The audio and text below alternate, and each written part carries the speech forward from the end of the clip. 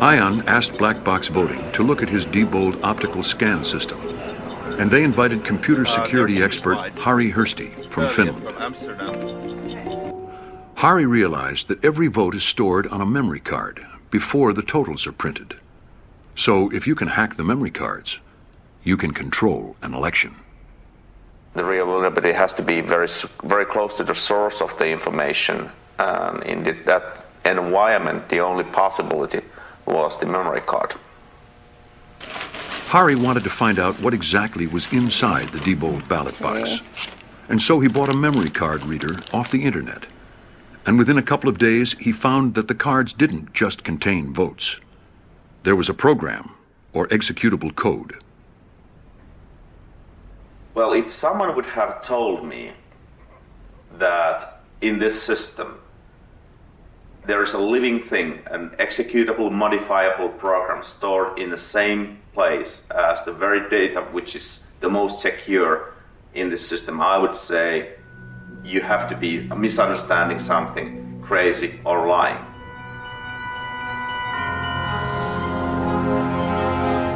Harri wrote a report for Black Box Voting, warning that this program, lurking in the memory card, could be used to change the result of an election.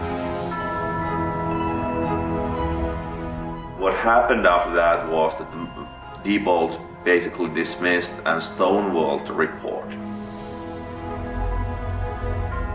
Diebold sent letters to officials across America denying that there was any executable code on the memory cards. During his research, Harri had discovered that Diebold's memory cards effectively allowed negative votes. Well then, go dead. What we're going to do here is modify one card and then bring it to the election supervisor Iron Sanchez's office. Plug it as the real card in any election to the real election system and run ballots through, and that's the same system which have been used in a number of previous elections. And we'll see that what is the power in the ballot box. This should be just an empty box containing the votes, but it has more capabilities than that. So it's a very simple process. You just add the card in, you run the rewrite program, tell where to find the scanner, and tell exactly what file you want to be put in, and off it goes.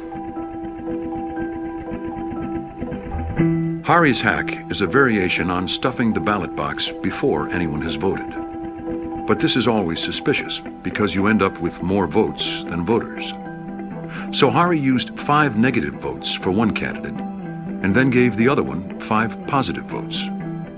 So as people cast their ballots, the total number of votes always equals the total number of voters. But was Harri right? What we have here is a programmed optical scan ballot. There is only one question on this ballot. Can the votes on the Diebold system be hacked using the memory card?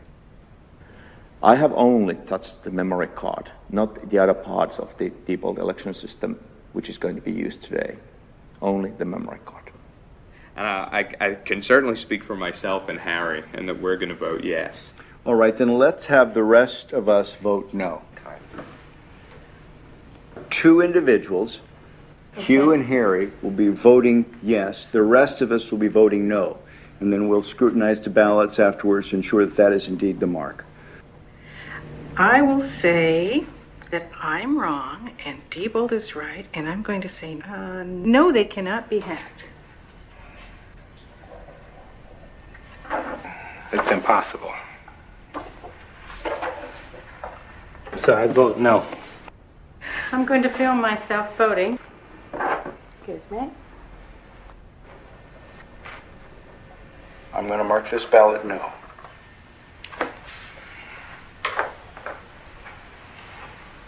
Dr. Thompson? I am going to mark this ballot yes. I've seen some pretty concerning things. Well, it's down to you. You're the last voter, Harri. All right, I think it could be. So I vote for yes. You will be the second yes. All right, Ion, here is the memory card I have touched. Okay. Now, this is the only piece of Diebold equipment that you've used. That's correct. Well, thank you. Let me take your ballot in.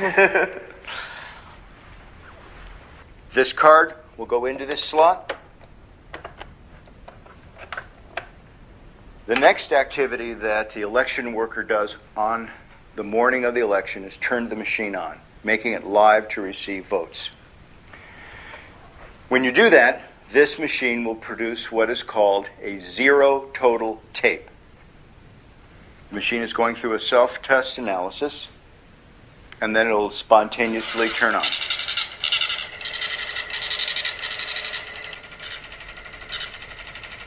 This is Harry's card that is telling us that there are 0 votes stored in the memory. Okay, let me get the ballots. Let's insert a yes ballot. We're going to put in another no. 7. And the last no ballot, 8.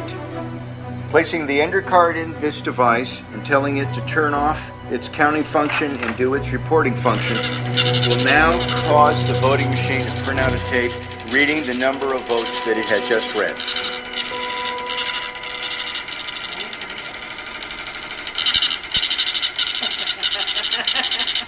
Oh my. Oh no! What is it? What is it? 7 yes, 1 no. Oh my god!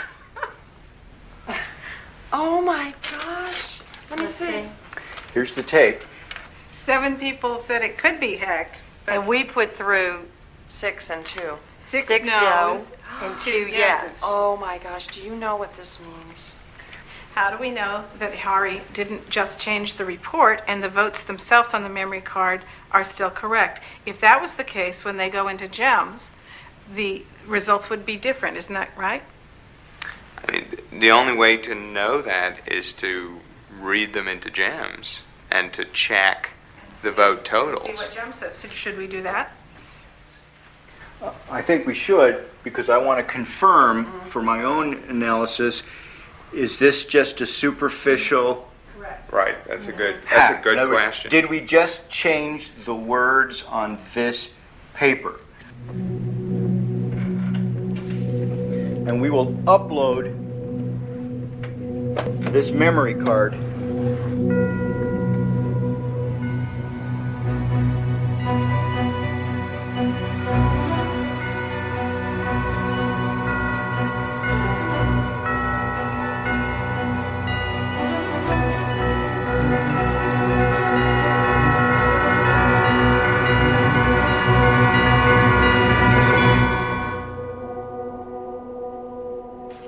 if I had not seen what was behind this, I'd have no reason not to. I would have certified this election as a true and accurate result of a vote.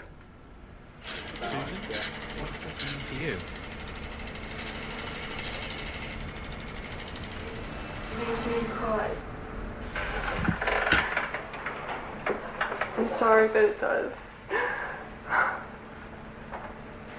Why? Why? There's so many reasons. The reasons because there are people out there who are giving their lives to try to make our elections secure, and they're being called conspiracy theorists and technophobes, and these vendors are lying and saying that everything's all right. The vendors are driving the process of voting technology in the United States. I would much rather, at this point, I think, focus on allowing citizens to select technology that satisfies their needs. Diebold accused Ian of foolishness and apparent negligence, insisting that only authorized people should test their systems for security. They said that the hack was equivalent to leaving your car unlocked, with the windows down and keys left in the ignition. But scientists at Berkeley University later confirmed Harri's findings. They discovered a further 16 security flaws in Diebold's touchscreen machines.